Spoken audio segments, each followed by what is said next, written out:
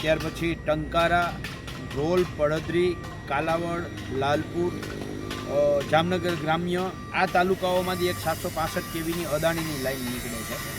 અને બીજી લાઈન માળિયાથી ચાલુ કરી માળિયા, મોરબી તાલુકો, જોડિયા તાલુકો, ધ્રોલ તાલુકો, જામનગર ગ્રામ્ય તાલુકો અને લાલપુર તાલુકામાંથી થઈ અને આ લાઈન રિલાયન્સની છે એ 765 kVની છે. તો એમાં ખેડૂતોને એક તો કાયદાકીય માર્ગદર્શન મળે, ખેડૂતોમાં એકતા આવે, સંગઠિત થાય. જામનગર રિલાયન્સથી ચાલુ કરીને માળિયા, સુરજબારી જ્યાં અડે ત્યાં સુધીની આખી જે લાઈન છે, આ લાઈનના તમામ ખેડૂતો, તમામ ગામના ખેડૂતો, એ તારના જેનામાં આવતો હોય એ ખેડૂતો હોય કે જેનામાંથી થાંભલો નીકળવાનો છે એ ખેડૂતો હોય, એને સંગઠિત કરવા માટે આજે સવારે જામનગર તાલુકાના ખેડૂતોની મિટિંગ રાખી હતી, બપોરે અહીંયા માળિયા તાલુકાના પીપળિયા 4 રસ્તા ખેડૂતોની મિટિંગ રાખી હતી, અત્યારે અહીંયા મોરબી અને જોડિયા તાલુકાની ખેડૂતોની મિટિંગ રાખી છે. અને હવે જે જોડિયા તાલુકાના ખેડૂતો વચ્ચે જે રહી ગયા છે એની જોડિયા ખાતે સાંજે 6 વાગે અમે મિટિંગ રાખી છે. એટલે ખેડૂતો સંગઠિત થાય, સંગઠિત હશે તો માર્ગદર્શન આપનાર વ્યક્તિને પણ સહેલું પડશે. ગુજરાતમાં ખેડૂત સમાજ જે છે એણે આ કંપનીઓ સામે લડીને અત્યાર સુધીમાં જે રીતે 60-70 લાખથી લઈ અને 1 કરોડ સુધી આ 765 kVમાં જ વળતર અપાવડાવ્યું છે. એ ખેડૂત સમાજના આગેવાન જયેશભાઈ પટેલ સાથે અમારી ચર્ચા થઈ છે.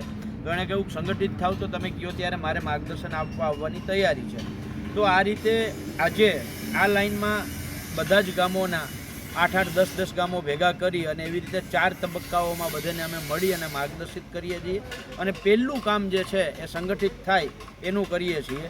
એવી જ રીતે આવનારા દિવસોમાં જે આ ટંકારા, વાંકાનેર ત્યાંથી ચાલુ કરી અને પડદરી, ધ્રોલ, જામનગર ગ્રામ્ય, કાલાવડ અને લાલપુરમાંથી જે બીજી લાઈન અદાણીની નીકળવાની છે એ લાઈનમાં પણ આ જ રીતે ખેડૂતોને સંગઠિત કરવાનું અમારે ત્યાં રાજકોટમાં આ શું કહેવાય ટંકારાની આસપાસ તો મહેશભાઈ રાજકોટિયા છે અત્યારે કરે જ છે, પણ એનાથી આગળના ગામોમાં પણ આ જ રીતે ગામે ગામ જઈ અને ખેડૂતોને સમજાવીને આખી લાઈનના ખેડૂતોને સંગઠિત કરી અને પછી જે લડાઈ કરવાની થાય એ કાયદાકીય થાય કે જમીન ઉપર સંગઠન કરી અને ગાંધી ચિંધ્યા માર્ગે આંદોલનાત્મક થાય.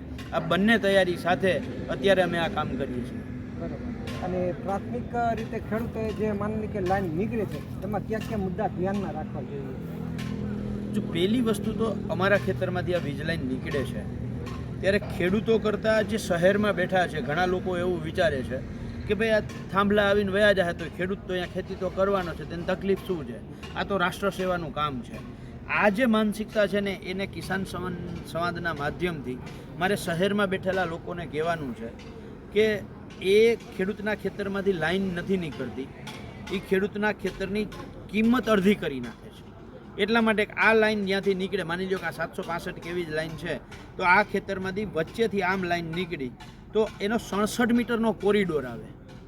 67 મીટરમાં ખેડૂત ન તો એ જમીનને બિનખેતી કરી શકે, ન ખેડૂત ત્યાં મકાન, બોર, કૂવો કંઈ કરી શકે, તો કિંમત અડધી થઈ જાય છે. પહેલું તો નુકસાન ખેડૂતને એ છે. પછી કાંઈ નક્કી નથી, ખેડૂતે ઘઉં વાવ્યા ઉપરથી એક તણખલું પડ્યું અને આખો, કારણ કે આમાં તો શોર્ટ સર્કિટ ગમે ત્યારે થાય, જોખમી છે આ વસ્તુ, બરાબર છે. આખું ખેતર બળીને ખાક થઈ જાય, પછી આ કંપનીઓવાળા કોઈ જવાબ દેવાના નથી. એટલે અમારી જે જમીનની કિંમત છે એક તો પહેલાં અડધી થઈ જાય છે અને એમાં કાયમી માટે જોખમ ઊભું થાય છે. બોલો. એટલે અમારી આ માંગ છે કે અમને જે નુકસાન જાય છે એટલું અમને વળતર આપવું જોઈએ. અને તમે જે શહેરમાં બેઠા છો ત્યાં તમારા છત ઉપર આ મોબાઈલ ટાવર વાળો જો મોબાઈલ ટાવર મૂકે તો માસિક ભાડું આપે છે કે નથી આપતા? એ સેવાનું જ કામ કરે છે. મોબાઈલ જે છે એ સેવાનું જ કામ છે. તો અહીંયા કેમ તમે મફત ટાવર નથી કરવા દેતા? જો મોબાઈલ ટાવર વાળો ભાડું આપતો હોય તો અમારા ખેતરમાં વીજ લાઈન નીકળે છે એનું ભાડું અમને મળવું જોઈએ. અને એ ભાડું ના આપો તો વન ટાઈમ સેટલમેન્ટ એટલું આપો કે ખેડૂતને એ જે કિંમત ઘટે છે એનું વળતર એમાં મળી રહે. એટલે ખેડૂતોએ અનેક બાબતો ધ્યાનમાં રાખવાની છે. પહેલાં જ્યારે નોટિસ આપવામાં આવે ત્યારે ખેડૂતો જાગૃત નથી હોતા. અત્યારે જાહેરનામું આવ્યું, પહેલાં જાહેરનામું આવ્યું ત્યારે નથી આવ્યું, ગેઝેટ સરકારે બહાર પાડ્યું ત્યારે કોઈ ખેડૂતોને ધ્યાનમાં નથી લીધું, છાપામાં નથી જોયું. અને સ્વાભાવિક છે ખેડૂત કંઈ ગામે ગામ છાપા આવતા નથી, રોજ કોઈ ખેડૂતો મગાવતા ના હોય ને વાંચતા ના હોય તો ધ્યાનમાં ના આવે. પણ હવેની જે પ્રક્રિયા છે આગળની, કંપનીવાળા નોટિસ આપશે, પછી કલેક્ટર નોટિસ આપશે, એટલે એ જે લડાઈ છે એમાં કાયદાકીય રીતે અમે સંપૂર્ણ ઉપયોગી થઈ શકીએ એટલા માટે જ આખું આ સંગઠન કરવાની વાત છે. એટલે પહેલું ખેડૂતોને આમાં સંગઠિત થાય એ હું કિસાન સંવાદના માધ્યમથી દરેક ખેડૂતને અપીલ અને વિનંતી કરું. એટલે ખેડૂત મિત્રો, પાલભાઈ આંબલિયાનું એવું કહેવાનું થાય છે કે જે ખેડૂત છે એને સંગઠિત પહેલાં તો થવું પડશે અને પછી કાયદાકીય લડત જે કરવાની થશે એ કરવાનું થશે. આપ સર્વે કિસાન સંવાદ સાથે જોડાયેલા તે બદલ આપ સર્વેનો ખૂબ ખૂબ આભાર. પાલભાઈ, આપનો પણ ખૂબ ખૂબ આભાર.